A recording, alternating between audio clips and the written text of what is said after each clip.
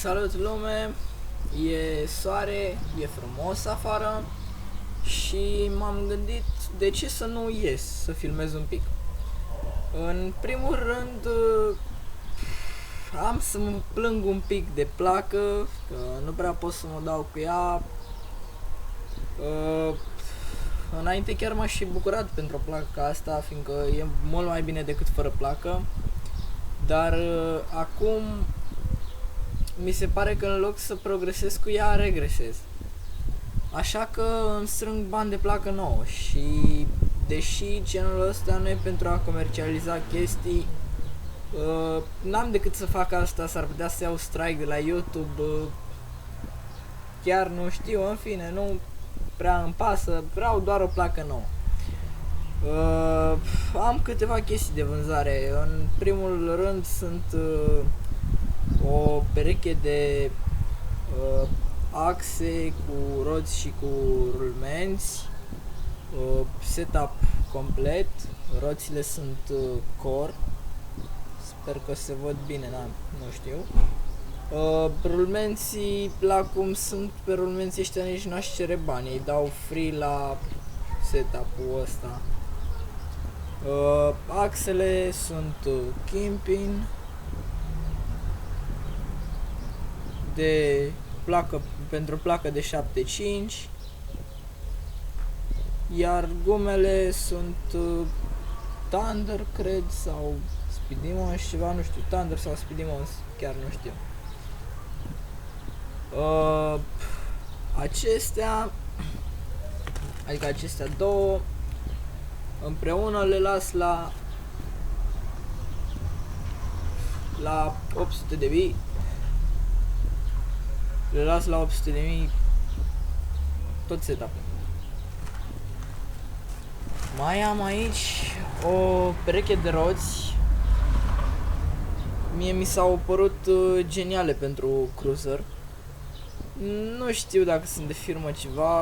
Am crezut la început inițial că sunt Santa Cruz. Acum nu prea știu. Nu știu. Mie mi-au plăcut foarte mult cum sunt, mai ales pentru ceva care vrei să prinzi viteză ca lumea sau downhill. Și setul acesta de roți, eu cred totuși că sunt profesional. Setul acesta de roți, roțile acestea, toate 300.000 pentru cruiser sau ceva care să prinzi viteză dacă aveți nevoie.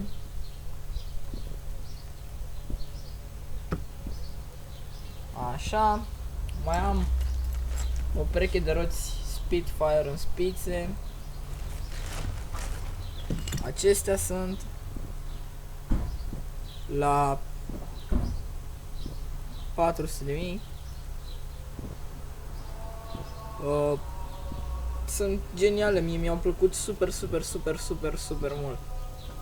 Dai și slider, dai ce vrei tu cu ele și mie mi-au plăcut foarte mult spițele. Pentru ce credeți că le-am luat? Așa, deci perechea asta de roți Spitfire. Așa, toate patru aici, le vedeți. Să vedem ce mai are Moș Crăciun în torbă. Ia uitați, am și uitat de axele astea.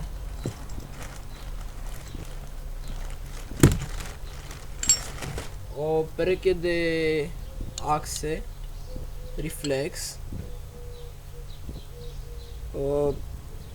Sunt super ok, adică mie mi-au plăcut destul de mult. Filetul e ok. No. Sper că se vede bine.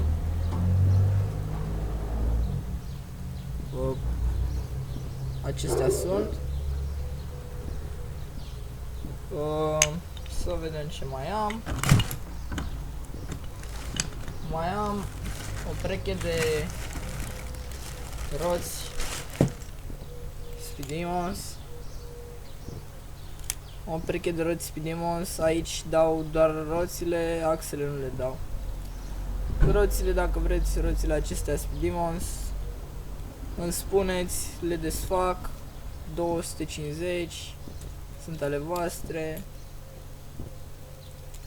Păi cam asta, ba nu, mai am ceva. Asta pentru voi așa.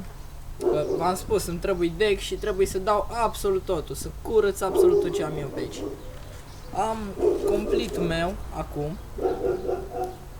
Completul meu e o placă Baker. Nu prea are pap sau grip tape. E cam leșinată placa, dar rezistă foarte mult. Adică m-am băgat cu ea la o grămadă de seturi de scări, că pe flat ground nu prea pot să mă dau cu ea. Și a rezistat săraca de... Nici ea nu mai știe de capul, ea are o grămadă de timp și tot rezistă. E foarte rezistentă placa. E ok dacă ești începător, eu ți-o pot recomanda, dar pe mine acum chiar mă trage în jos când am început să mai avansez câte un pic. Placa este Baker de 7, 9 sau de 8, nu știu. E low, decul. Roțile sunt almost, se vadă în soare. Așa? Roțile sunt almost, rulmenții sunt bones.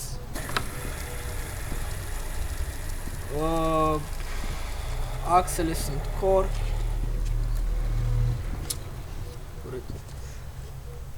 Cum pot să fac să se vadă? Nu știu, în fine, axele sunt core. Da, mie îmi plac. Îmi cer scuze pentru filmarea extrem de nașpa, dar na, asta e. Nu, filmez și cu laptopul, nu am o cameră și mi-e destul de greu, că așa camera o luam, mișcam de așa.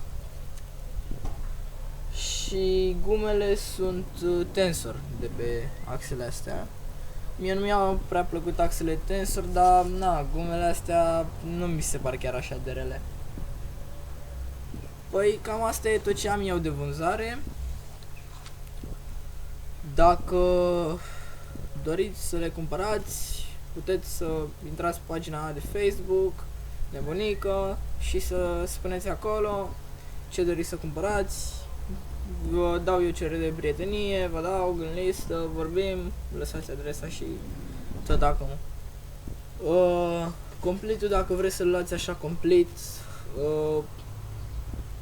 1.400.000.